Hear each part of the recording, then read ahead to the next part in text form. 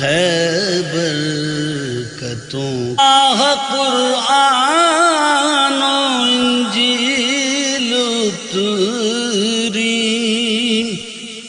اسی میں زبور اور توریت آئی، یہ رمضان ہے مصحفوں کا مہینہ، یہ رمضان ہے برکتوں کا مہینہ۔ اعوذ باللہ من الشیطان الرجیم، بسم اللہ الرحمن الرحیم، وبہ نستعین انہ خیر ناصر ومعین، اللہم رب شہر رمضان الذی انزلت فیہ القرآن وافترضت علی عبادک فیہ الصیام، صل علی محمد وآل محمد وارزقنی حج بیتک الحرام فی عامی ھذا وفی کل عام، واغفر لی تلک الذنوب العظام فإنہ لا یغفرها غیرک یا رحمن یا علام۔ السلام علیکم جمیعا ورحمۃ اللہ وبرکاتہ۔ اللہ رب العزت سے دعا کرتے ہیں کہ اس لمحے تک اس سال کے ماہ مبارک رمضان میں آپ تمام ناظرین مومنین اور مومنات نے جو بھی عبادتیں، تلاوتیں، قراءتیں، دعائیں، مناجاتیں اللہ کی بارگاہ میں انجام دی ہیں، اللہ رب العزت ان سب کو اپنی عظمت اور ماہ رمضان کی رحمت کے سائے قبول فرمائے۔ جس طرح سے اللہ نے چوتھے ماہ مبارک رمضان تک ہم سب کو یہ توفیق دی کہ روزہ رکھیں، جتنی اپنی طاقت اور فرصت ہے اتنی اللہ کی بارگاہ میں عبادت کر سکیں، اللہ سے دعا کرتے ہیں کہ یہ توفیق ہماری زندگیوں میں اس سال کے ماہ مبارک رمضان کے آخری لمحے تک اور جب تک دنیا باقی رہے آخری لمحے تک ہماری حیات کے، ہماری زندگیوں میں اور کائنات جب تک باقی ہے ہماری اولاد اور ہمارے نسلوں میں یہ توفیق اور سعادت قائم، باقی، جاری اور سائری رہے۔ اور دعا کرتے ہیں اللہ رب العزت سے کہ خداوند عالم اس وبا اور اس بیماری کو جس سے پوری دنیا پریشان ہے، ہزاروں کی بلکہ لاکھوں کی تعداد میں لوگ اپنی جانوں کو گنوا چکے ہیں، بے انتہا لوگ بیماری میں مبتلا ہو گئے ہیں، بہت ساروں کے کاروبار ختم ہو گئے ہیں۔ اللہ رب العزت اس وبا اور اس بیماری سے ہم سب کو نجات عنایت فرمائے، جو اس دنیا سے جا چکے ہیں اس بیماری کے وجہ سے ان کی مغفرت فرمائے، جو بیمار ہیں ان کو صحت عطا فرمائے، اور جس نے بھی جو بھی اس بیماری سے گنوایا ہے، کھویا ہے، خداوند عالم اس کو اس سے بہتر عنایت فرمائے۔ ربنا تقبل منا انک انت السمیع العلیم۔ جس طرح سے ماہ مبارک رمضان میں آپ حضرات کی خدمت میں علماء اکرام حاضر ہو کر اپنی تقاریر پیش کر رہے ہیں، اور مومنین اور مومنات خصوصاً ہمارے وطن کی خواتین محترم جو فائدہ حاصل کر رہے ہیں، اللہ رب العزت آپ حضرات کو جو سن رہے ہیں اس کو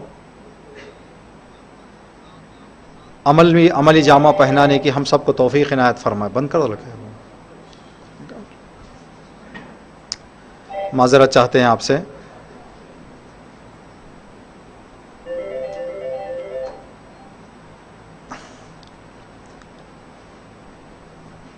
اللہ رب العزت سے دعا کرتے ہیں کہ پروردگار عالم تمام مومنین اور مومنات کے ہر عمل کو قبول فرمائے۔ ہمارا موضوع انشاءاللہ آج کے لیے اور آئندہ دیکھیں گے کہ خدا کیا چاہتا ہے، رزق قرآن کریم کی نگاہ میں۔ رزق کے دو معنی بتائے گئے ہیں۔ پہلا معنی رزق کیا ہے؟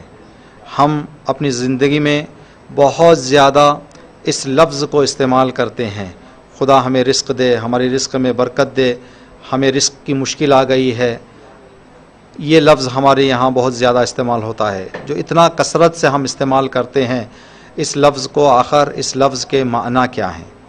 پہلا ایک معنی جو بتایا گیا ہے رزق کا، ہر وہ چیز جو انسان استعمال کرے، چاہے غذا ہو، چاہے لباس ہو، چاہے مکان ہو، چاہے دیگر سہولتیں ہوں، ہر وہ چیز جو انسان استعمال کر رہا ہے اس کو رزق نام دیا جاتا ہے۔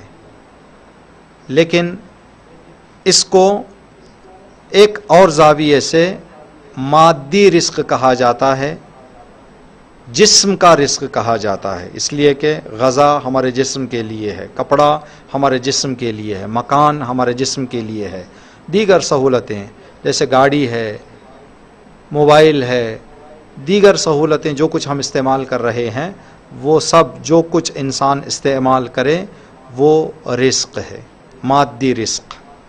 دوسرا جو رزق کا معنی بتایا گیا ہے، ہر وہ چیز جو سکون اور کامیاب زندگی کے لیے ضروری ہے، سکون اور کامیاب زندگی انجام دینے کے لیے جو کچھ ضروری ہے وہ رزق ہے۔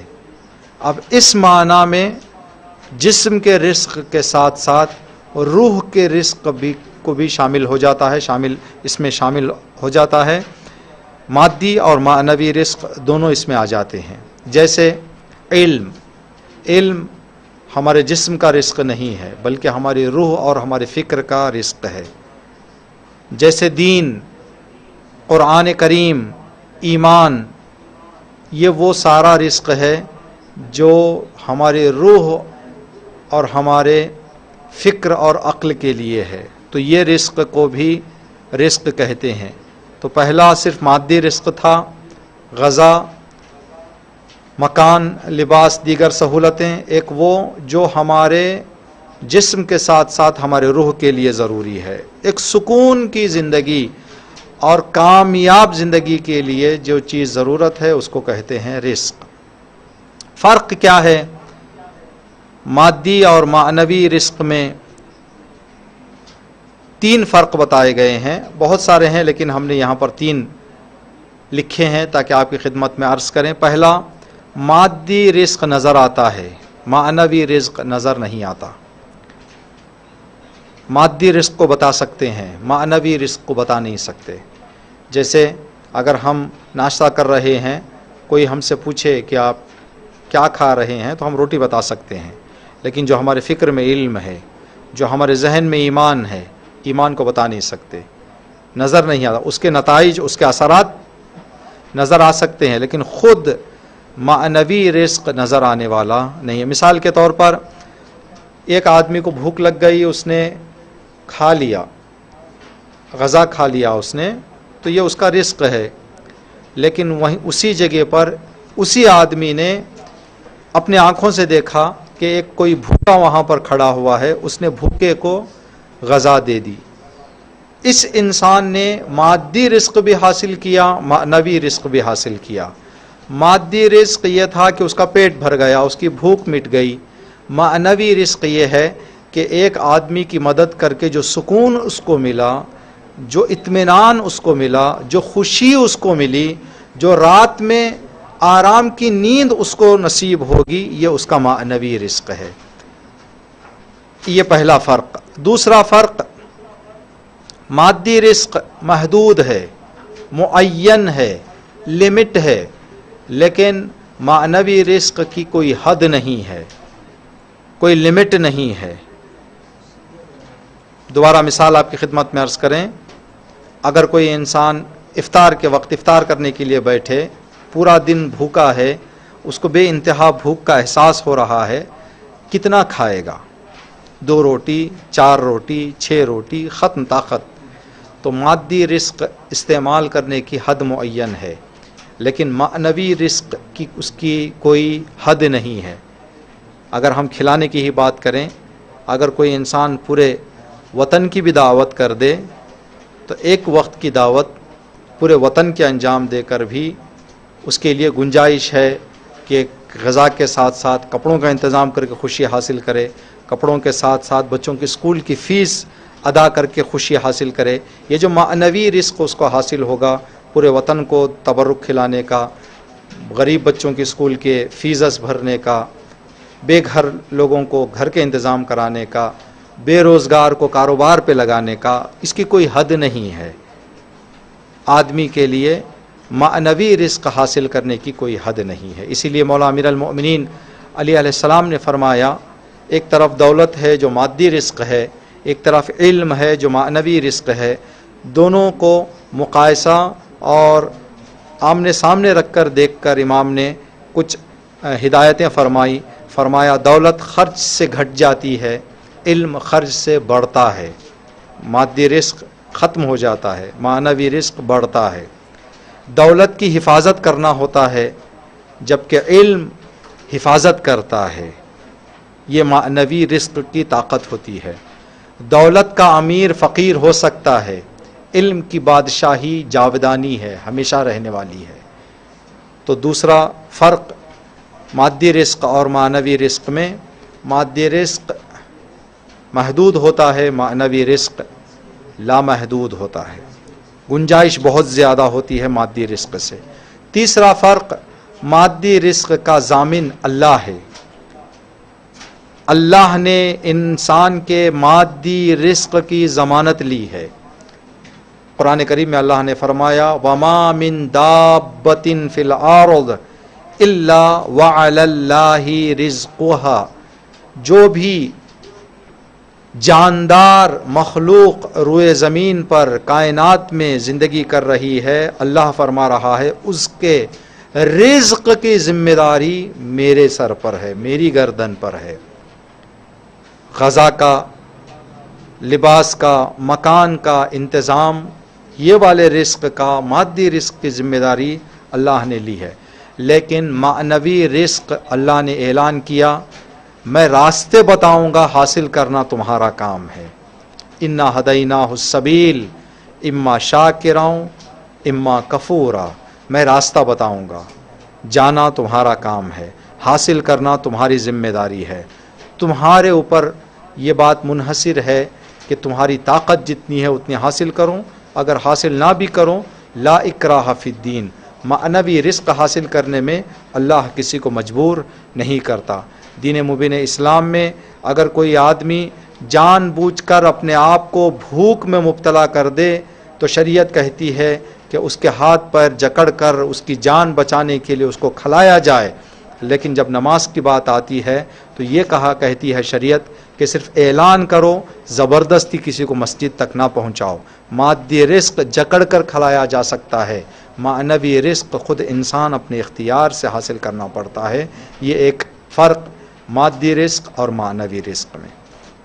ہم یہاں معنوی رزق کی گفتگو آج نہیں کریں گے، آج صرف مادی رزق کے بارے میں، روٹی، مکان، کپڑا اور دوسری دی سہولیات جو ہم سے جڑی ہوئی ہیں، ہم سے مرتبط ہیں، اس کے حوالے سے کچھ ہدایات آپ کی خدمت میں قرآن اور روایات کی روشنی میں پیش کرنے کی کوشش کریں گے، اس امید کے ساتھ کہ اللہ رب العزت حقیر کو، پھر اس کے بعد آپ تمام ناظرین مومنین اور مومنات کو سمجھنے اور عمل کرنے کی توفیق عنایت فرمائے۔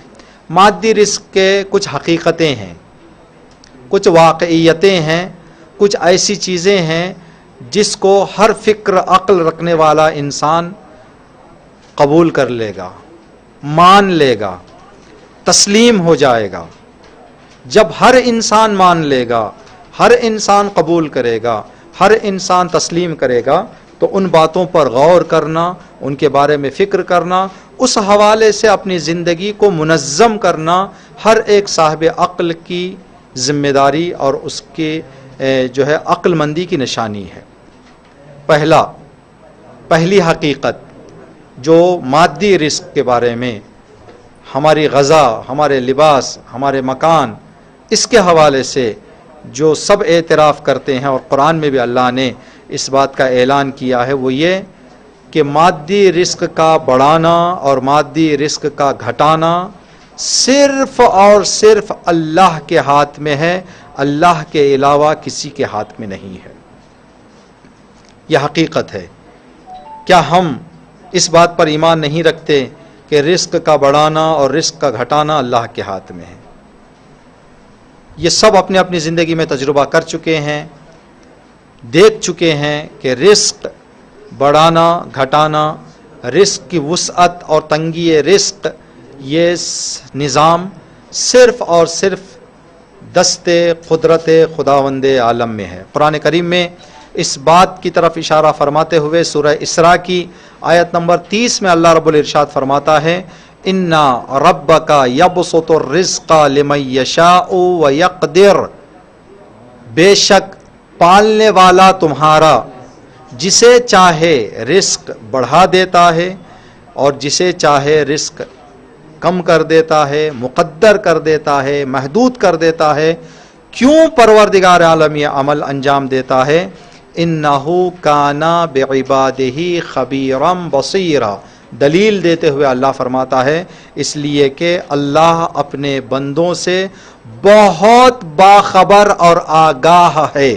آگاہی کی وجہ سے، خبر رکھنے کی وجہ سے اللہ رب العزت رزق کو بڑھاتا ہے اور رزق کو محدود کر دیتا ہے۔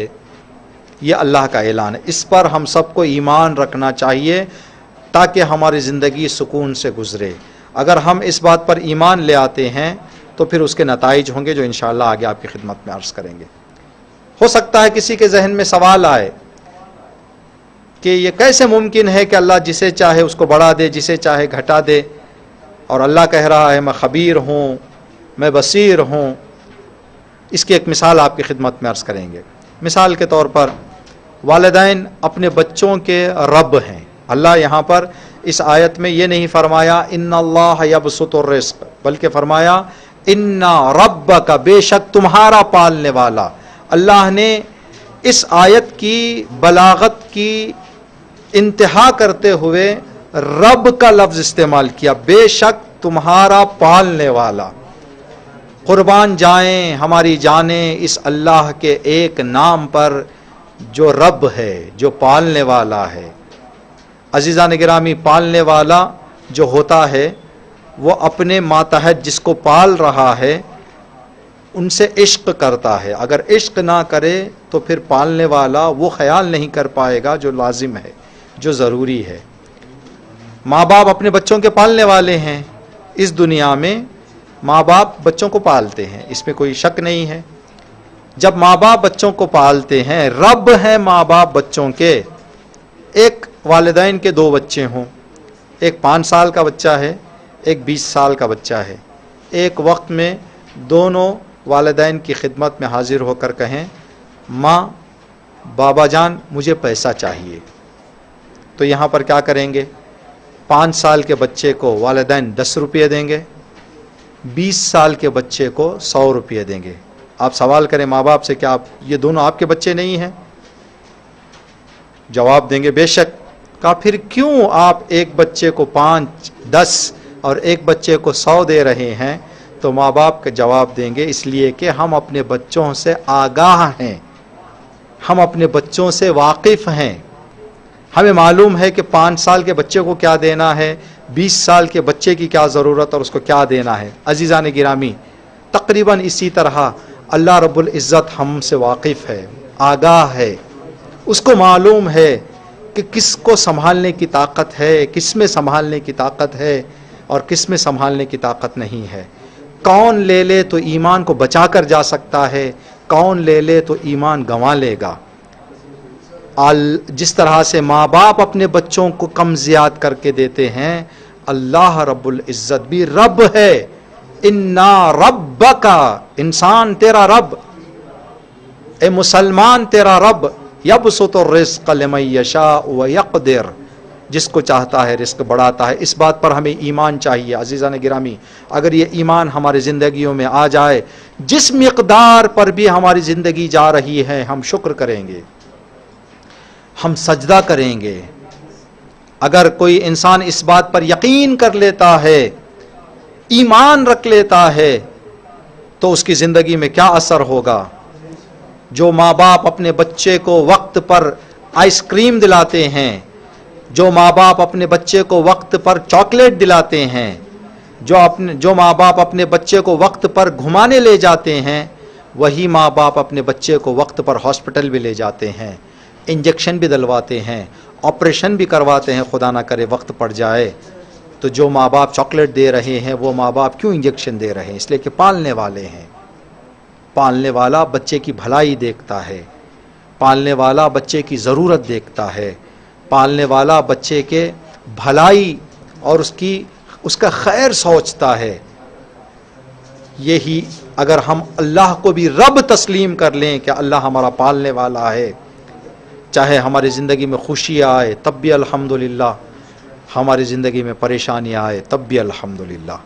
अमीर अल मोमिनीन अली इब्न अबी तालिब अलैहिस्सलाम ने नहजुल बलागा में फरमाया, नहमदुहु अला आलाइही कमा नहमदुहु अला बलाइह, हम शुक्र बजा लाते हैं अल्लाह का उसकी नेमतों पर उसी तरह से जिस तरह से उसकी बलाओं पर, उसके इम्तिहानों पर, उसके मुसीबतों पर शुक्र बजा लाते हैं। कुर्बान जाएं हमारी जाने मौला अमीर अल मोमिनीन के इस छोटे से जुमले पर। इमाम ने ये नहीं फरमाया कि जिस तरह से हम अल्लाह की नेमतों पर शुक्र करते हैं उसी तरह से अल्लाह की बलाओं पर शुक्र करते हैं, बल्कि इमाम ने शुक्र नेमतों को मिसाल दी है बलाओं से। जिस तरह से मैं बलाओं पर शुक्र करता हूँ उसी तरह से उसकी नेमतों पर भी शुक्र करता हूँ।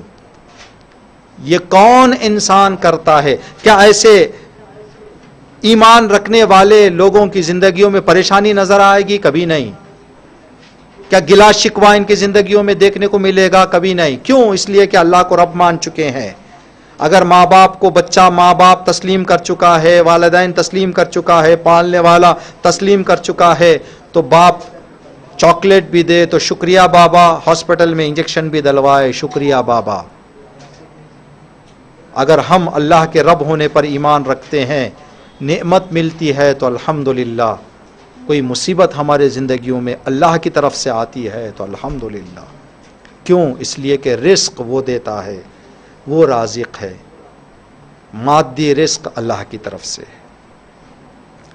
रसूल मुकर्रम इस्लाम की ज़िंदगी में ये बात लिखी गई है कि रसूल खुदा ख़त्मी मरतबत हर दिन 360 मरतबा इस फ़िक्रे का विर्द फरमाया करते थे, अल्हम्दुलिल्लाहि रब्बिल आलमीन कसीरा अला कुल्ली हाल।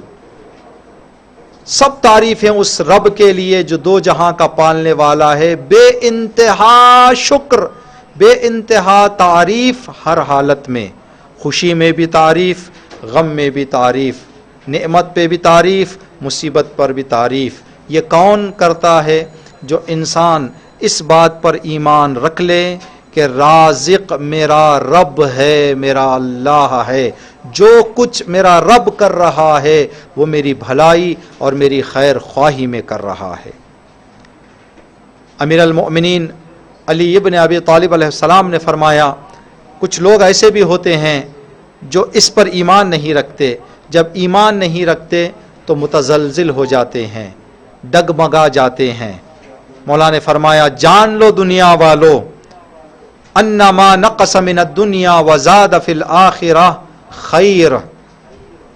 ऐ दुनिया वालों जान लो, अगर दुनिया का रिस्क कम मिल रहा है, आखिरत का रिस्क ज़्यादा मिल रहा है, ये तुम्हारी भलाई में है, ये तुम्हारे खैर है, तुम्हारे लिए खैर है।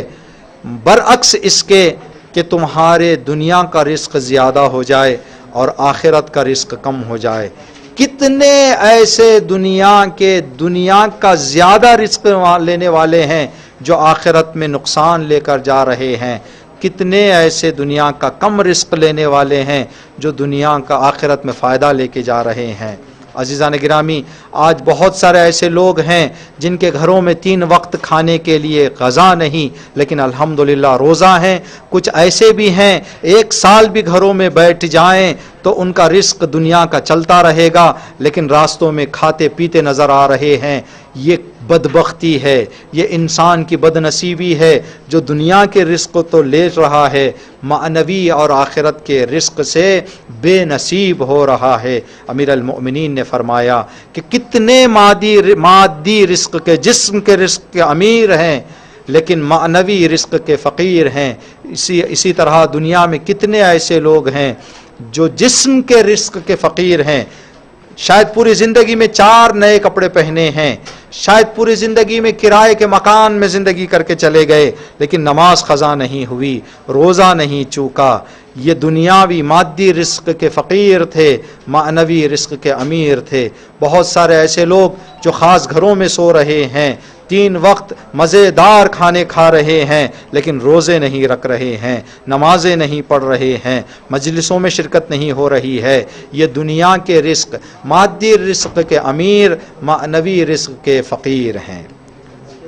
جو انسان اللہ کو رب تسلیم کرنے میں کمزوری نہ ظاہر کرے، سست نظر آئے، اللہ پر ایمان نہ رکھے کہ رزق بڑھانے والا اور گھٹانے والا میرا رب ہے، اس انسان کی زندگی میں گلا نظر آئے گا، یہ کیا ہو گیا، کیوں اس کو مل گیا مجھے نہیں ملا، شکوہ نظر آئے گا، حسرت بھری زندگی کرے گا، آز کرے گا، دکھ رہے گا، غم رہے گا، پریشانی رہے گی زندگی میں۔ یہ ان لوگوں کی زندگیوں میں ہے جنہوں نے اللہ کو رب نہیں مانا ہے، جنہوں نے یہ ایمان نہیں حاصل کیا ہے کہ رزق بڑھانے والا اور گھٹانے والا میرا رب ہے، میرا اللہ۔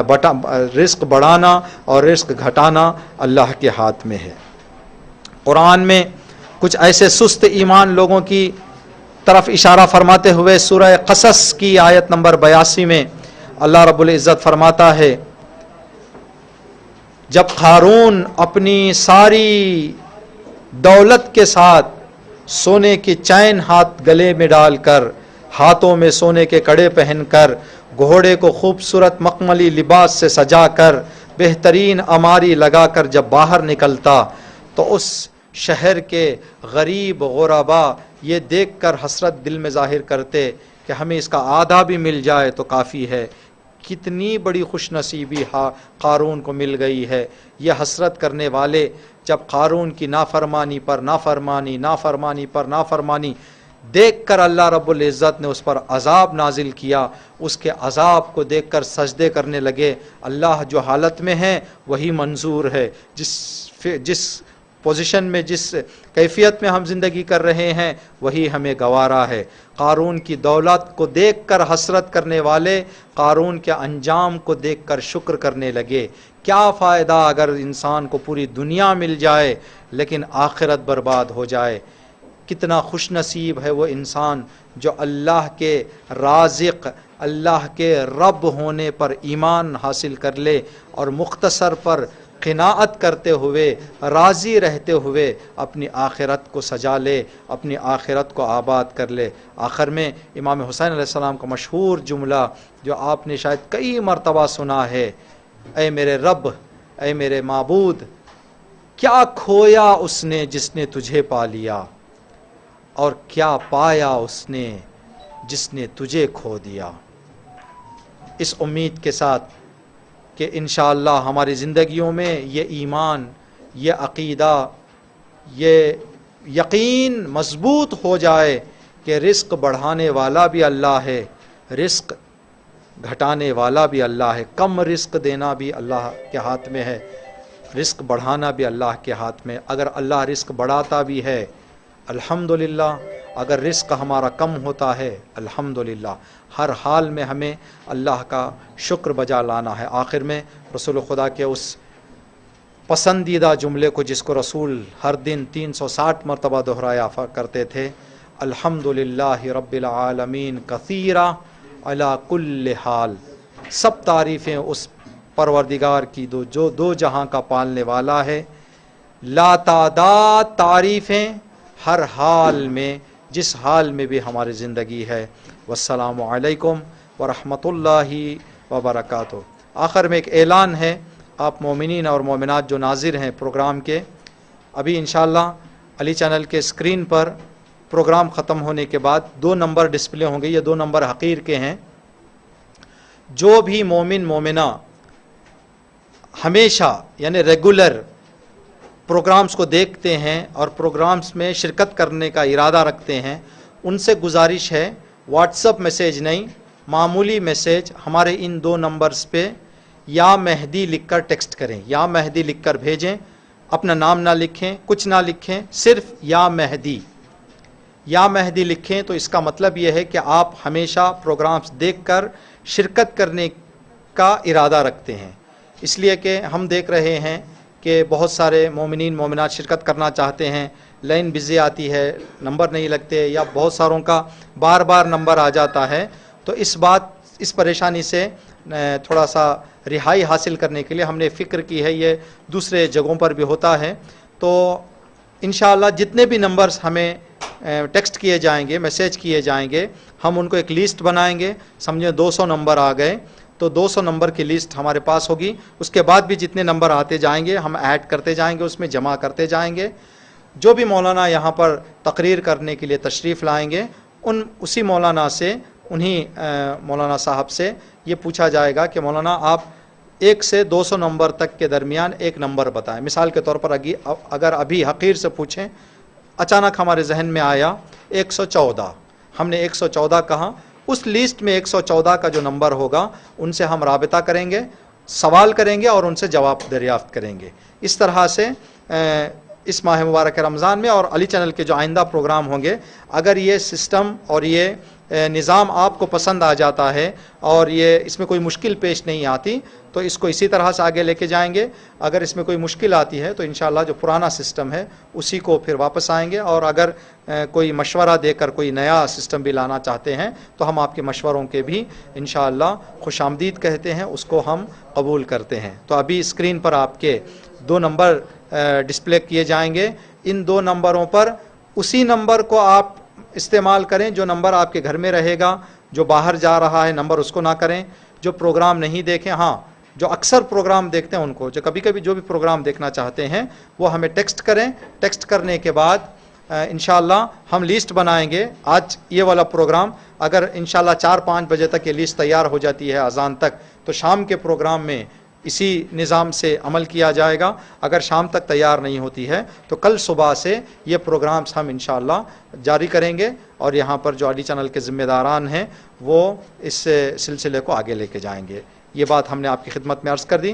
ابھی انشاءاللہ 2 سوالات ہوں گے.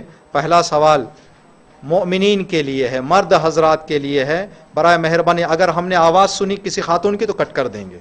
آواز آنا ہے مرد حضرت کی، مومن کے آنا ہے، مومنہ کی نہیں. ایسے نہیں کہ مومنہ لگائے اور مومن کو اٹھا کے دے دے، نہیں، لگائیں انشاءاللہ. نمبر یہاں پر ہے. پہلا سوال، مادی رزق اور معنوی رزق میں ہم نے 3 فرق بتائے، 3 میں سے کم از کم 2 بتائیں.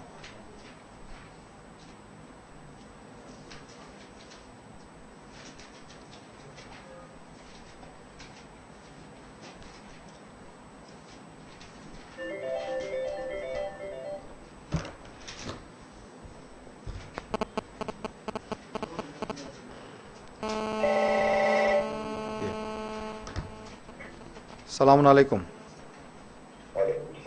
ورحمۃ اللہ. جی بسم اللہ بتائیں. مادی رزق اور معنوی رزق میں سے 3 میں سے 2 فرق بتائیں. مادی رزق نظر آتا ہے جیسے کھانا پینا. احسن مجیب صاحب. جی معنوی رزق نظر نہیں آتا جیسے ایمان، دین، سکون. جی آباد رکھیں. التماس دعا مجیب بھائی، شکریہ. دوسرا سوال مومنات کے لیے ہے. پہلے سوال سنیں، جب اٹھا دیتے ہیں تو سوال نہ کریں کہ سوال کیا ہے. پہلے سوال سنیں، سوال سن کے پھر کال کریں. یہ مومنات کے لیے ہے. دوسرا سوال، ہم نے ایک مثال دی کہ اللہ کس طرح سے رزق بڑھاتا ہے اور کس طرح سے رزق گھٹاتا ہے، اس کے پیچھے کیا سبب اور علت ہوتی ہے. ایک مثال ہم نے دی، وہ مثال ہمیں آپ بتائیں.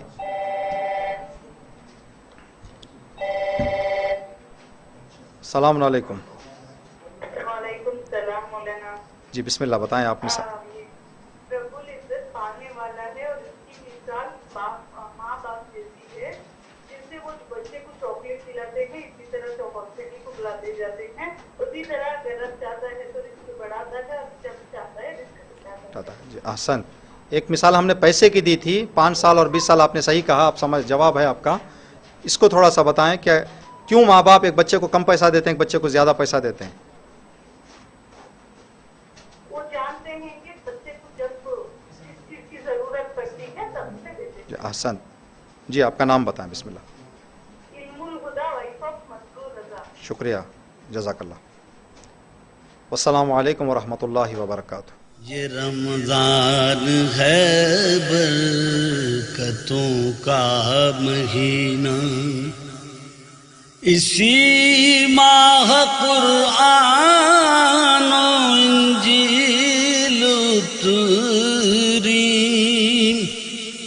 اسی میں زبور اور توریت آئی، یہ رمضان ہے مصحفوں کا مہینہ، یہ رمضان ہے برکتوں کا مہینہ۔